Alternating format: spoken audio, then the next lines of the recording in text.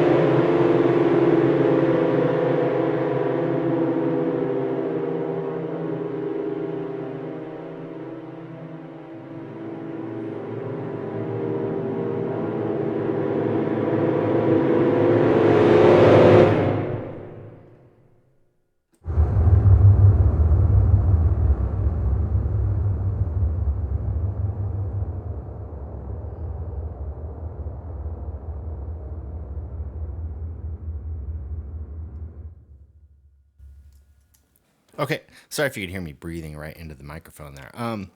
Anyways, maybe you can already kind of hear what's going on. You can already kind of figure it out. So I'll show you what's going on here. All right, so let's open this up. Come on, let's go. All right, so violins one long, violins one tremolo. Now watch what happens when I just move the mod wheel, okay? All I'm doing is moving the mod wheel. You can look down here, okay?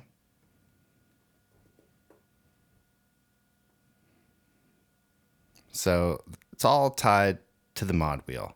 I'm a big fan of this kind of stuff, of setting up presets that are very sort of simple and just kind of customizable so that you can use it however you want to use it. This is a track preset that loads up and with a blank instance of Kontakt, and I load whatever I want to load, and it just automatically does this. Okay, all right, this is beautiful. The one thing it doesn't do is the tune. And this is because Spitfire and most orchestral instruments don't map the tune knob to anything by default. And if you want to get to this tune knob, you got to do it yourself. So I'm not able to get here to mess with this tune knob unless I do it myself. So that's the one part of this track preset that's not automatic. But that's okay, because I generally, the way that this tunes, I'm changing it every time that I'm doing these kind of cluster designer patches. And I'll explain that in a little bit. Okay, so that's this one.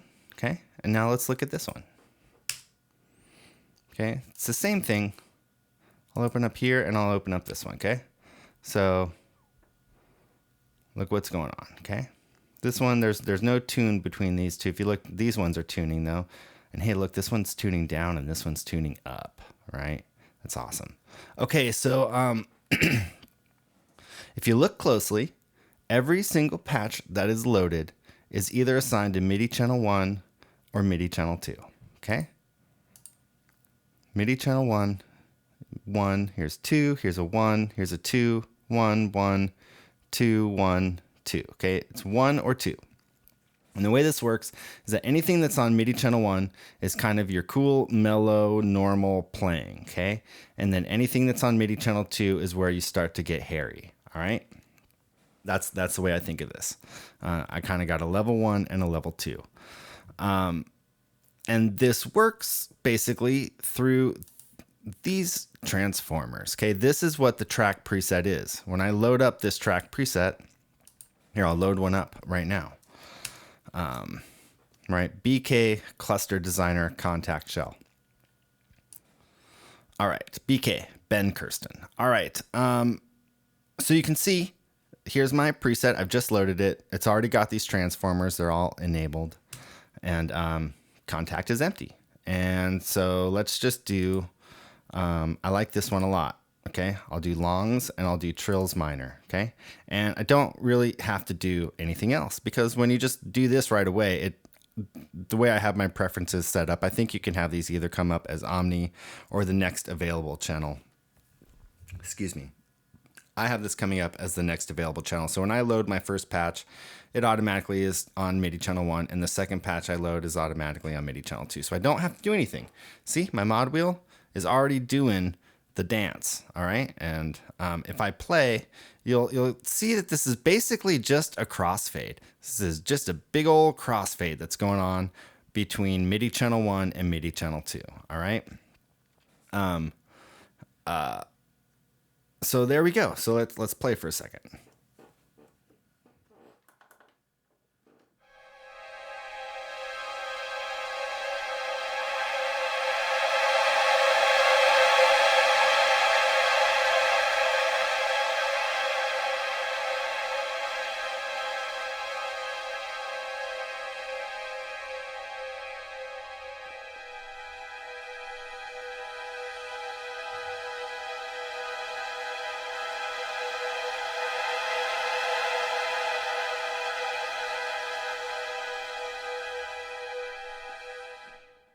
Okay. I'm going to turn this one off, and I'll explain why I'm turning this one off, and let me play again.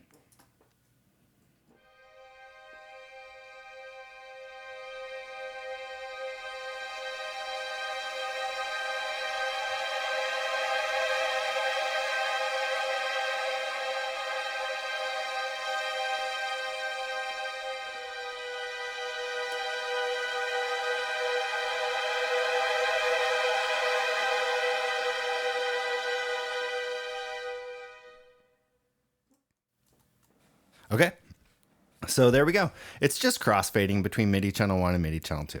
I'll explain this one that I turned off, and obviously it sounded different. Okay, so let's look at these transformers.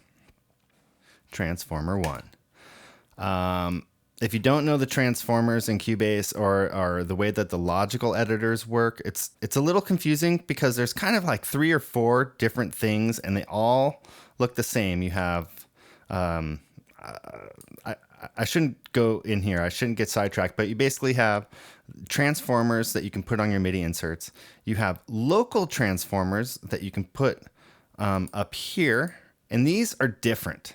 They're in subtle ways. They're all very different. And then you have your project logical editor, wherever that one is. I use quick key, so I forget where this stuff is. And then you have your MIDI editor. We all know about these logical editors. And then there's the transformers. They all look the same. All right, so we're on Transformer 1, right? Okay, so here's what we target. This is the way that all of these work, whether it's this transformer or the local one or the MIDI logical editor or the project logical editor. You decide what you want to target up here, and then you decide what you want to do with that target down here. Okay, so first one, what I want to target is the mod wheel. So I say type is equal to controller, and value 1 is equal to CC1. So I've just targeted the mod wheel. And here's what I'm going to do with it. I'm going to say value 1 is set to fixed value CC11. And the key here is that this is set as insert, all right? So really, I'm not using this as a transformer because this is set to insert. If this was set to transform, I would transform CC1 into 11 and I would just lose CC1. But I don't want to do that. When I have it set to insert, I'm inserting CC11 whenever it sees this. So all I've done here is duplicated CC1 over to CC11. If you've ever wanted to have your mod wheel control dynamics and expression, which I use for, I use that on Cinesample stuff with a little tweak, but that's a great way to do it. And so, so there we go. I have CC1 duplicated over to CC11. Second transformer. Channel, here's what I'm targeting. Channel is equal to 1, and here's what I'm going to do with it.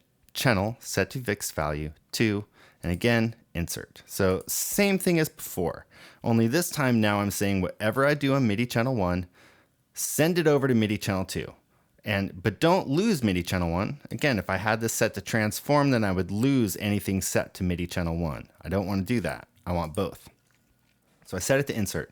So now at this point, I've duplicated CC1 over to 11, and I've duplicated MIDI channel 1 over to MIDI channel 2. I'm going to skip this one for now because the order is important, and I want to show this one. This is the one that brings these two home, okay? This says type is equal to controller, and value 1 is equal to 11, and channel is equal to 1. Okay, so let's talk about this for a second. Here's my target. This is what I'm targeting. I am targeting only CC11 and only on MIDI channel 1. Okay, again, the order is important, right? I couldn't put this up here. This has to be down here. And so here's what I'm going to do with that target. I'm going to say value 2 is set to mirror. Okay, this is a very handy function. Mirror at a value of 75. And the mirror is basically what allows me to have the mod wheel do the dance, all right?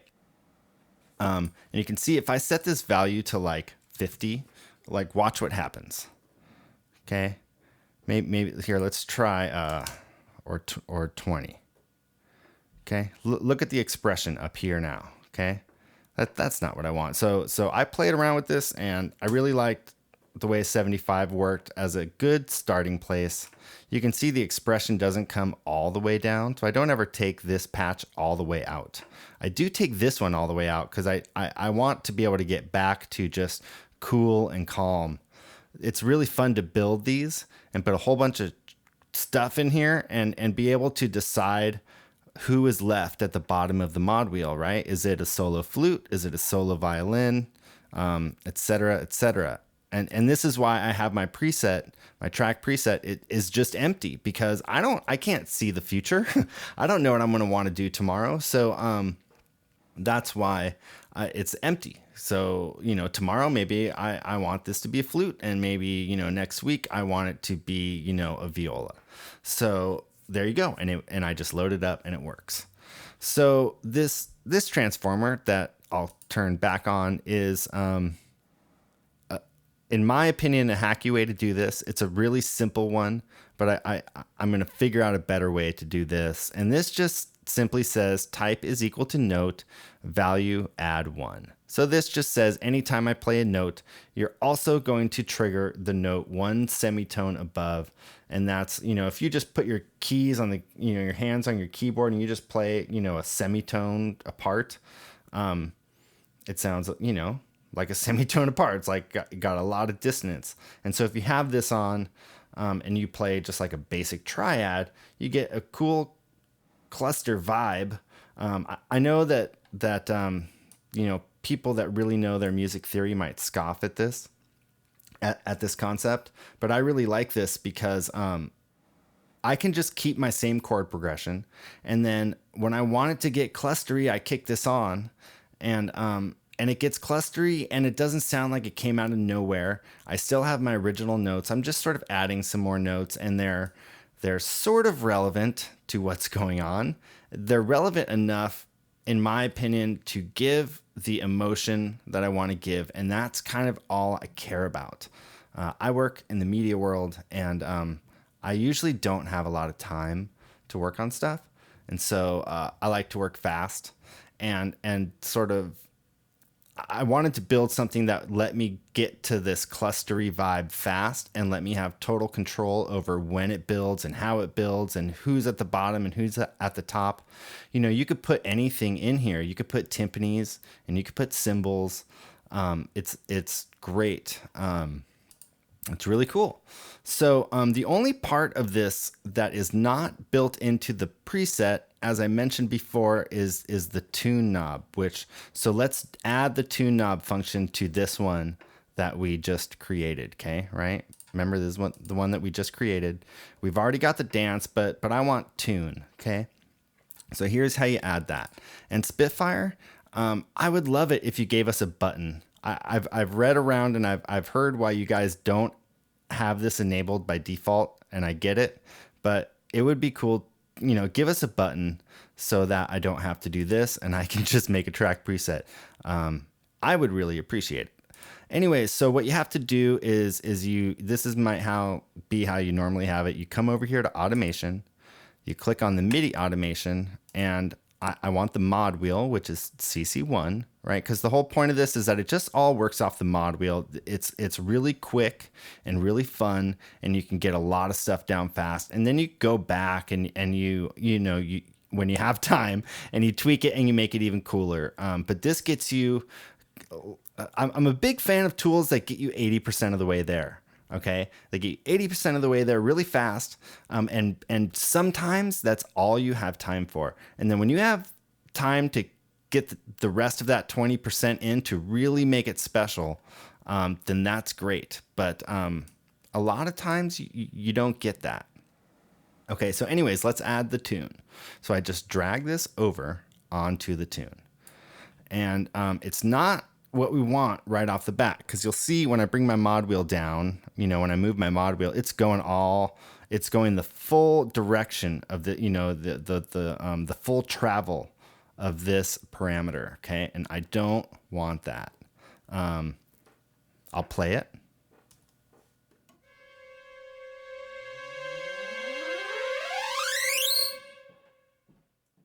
Okay, so we don't want that. So here's how you fix it. So you come down here, all right? Whatever parameter, you have selected, you get a handy little control down here. You get a from percentage and you get a to percentage. So let's come down here. These are all the things that CC1 is currently assigned to. Okay, by default, it's assigned to the dynamics, okay? But we just dragged it over to the tune, and that's why the tune shows up here now. So we're gonna change first this from percentage. And what you want this to be is 50. Okay, and if we make that 50%, these are percentages. If we make that 50%, now when our mod wheel is all the way down, our tune goes right to 0. This is right where we want it. Okay, but when we move the mod wheel up, it goes way, way, way too high. You can only get away with a little bit. All right. Now depending on what you're going for, you could go really far if these are like synth patches, or you're not trying to have an organic feel and you want it to just get really weird. You know, you can obviously do whatever you want. But in this case, I generally, just a little bit. Okay. So I'm going to change this to percentage. So I don't want it to go to 100%. Just a little bit. So if I'm already at 50% when the mod wheel's down, just a little bit might be what, like 51? All right. So if I put 51 in there, now watch what happens when I move the mod wheel all the way up. Look, it's moving real slow. And now my mod wheel is all the way up. And now I'm just at 0.72. And you can play around with this number. Obviously, like I found that 2, you're pushing it. I personally, a lot of times will just straight up go like 50.5. Okay. Just a little bit. Okay. You're already crossfading some patches. I'm already going into trills here. But this just lets you bend it a little bit. And it sounds cool enough to work, in my opinion. Okay, so this is great, but in my opinion, things in the sample world sound 90% of the time cooler when you pitch them down. Okay, so what if we want this to go down? Well, just make this less than 50%. Okay, how about 50 or sorry, how about 49.5? Okay. So now look what happens when my mod wheel is all the way down. And now as I push the mod wheel up, look at the tune, it's going negative. And it just goes a little bit, right? I mean, we could try like negative, let's go negative 45, okay? Or I don't have to do negative, sorry. I get mixed up in my programming here. Okay, so 45, okay? So now we're going kind of far, okay? In my opinion, okay? We're past 3 semitones here. So let's play a little bit. Let's see what that sounds like.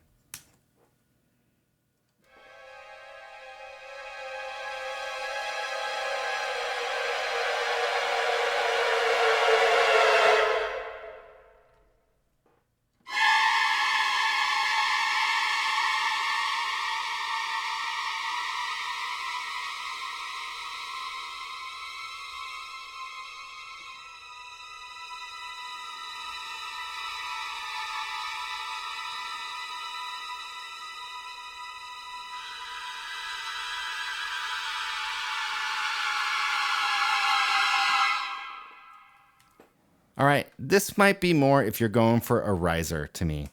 If you're just like, playing some big old block chords and you've got your release, real high and you're like setting a mood, for bars and bars, in my opinion, maybe something smaller. But if you're doing a riser, going further obviously makes the riser, the more you bend and get weird in your riser, these days, especially, the cooler. So there you go. That's the BK Cluster Designer Kontakt Shell. Just shows up as Cluster Designer. Usually I start with this off because I don't want to add it. And sometimes instead of 1, just do 12. And so now it's just an octave. This can be cool.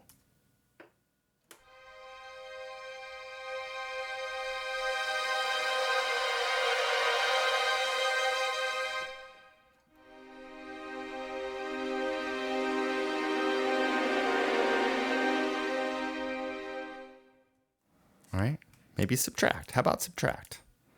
Subtract 12.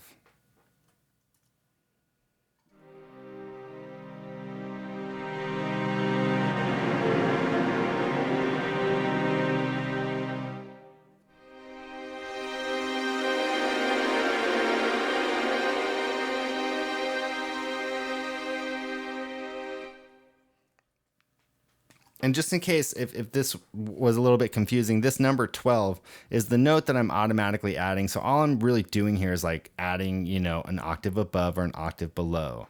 The mod wheel is the only thing that's adding any clusterness, right? By changing the pitch and moving through anything assigned to MIDI channel 1 and MIDI channel 2. Okay, so hopefully I explained this okay. And hopefully somebody gets something out of this. Real quick, I've been slow. So I came up with this when I was working, when I had the workflow of no template, and I just made a track as I went. And I've been doing that as long as I've been like working or like composing professionally.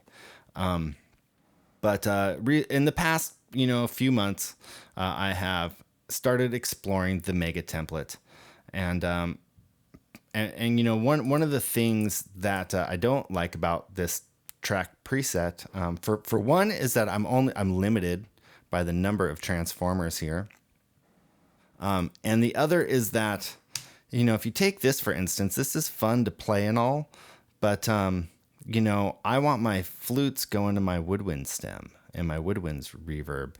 I don't want this to mess up my stems, okay? And you could have a strings cluster designer that goes to your string stem, and a woodwinds, one that goes to your woodwind stem, and that would keep your stems intact. But still, if you had other patches loaded up here from different developers, and you wanted, you had already done your mixing, you had already balanced your template, and you just want it. The whole point of this is that you just use the patches that you just normally use to get all clustery and weird. And so I'm coming up with a way to for this to work in my mega template, where instead of this being a track preset, I'm gonna hit a macro, and that macro is gonna come over here and like turn whatever track I have selected into a level 1. And then I'll have another macro that will turn it into a level 2. And if I go that way, I get more transformers because now I don't need to do everything from one track. And then I just, I would select multiple tracks. I could hit a quick key, assign this to cluster 1, hit a key, assign this to 2, and then just hold them both and play. And then that way, all my mixing is done, right? Because I've set up my template and my routing is done, and now it's just it's a little more nimble and malleable to just kind of work with whatever you already have going. I'm a big fan of that kind of stuff. Anyways, that's it. I wonder how long this one went, and hopefully I explained it, and maybe somebody gets something out of this, and they make something even cooler. Like there's, I'm not the smartest person, and I'm probably missing something, another way to make this even cooler. So maybe you can take this idea and kick it up a notch and share it with everybody. I'm new to YouTube and this idea of making tutorials and sharing stuff like this. And I find it really fun because at the very least, I learned something, because this is my third time doing this video, and I've kind of made this whole concept cooler each time because I realize something as I'm explaining it out loud to myself. Anyways, for what it's worth, I also have like a cluster stab designer for like cluster stabs that works differently. And I also I would, maybe it's in like a beta of stage, but I have like a swarm designer that is super fun. And again, like, it's just all tied to the mod wheel. So, except for the stab one's tied to velocity because you're playing short notes, and that makes sense to me. Anyways, if anyone's interested in that stuff, I can make those videos. Anyways, hopefully somebody thought this was cool, and you get something out of it. Okay, talk to you later. Bye.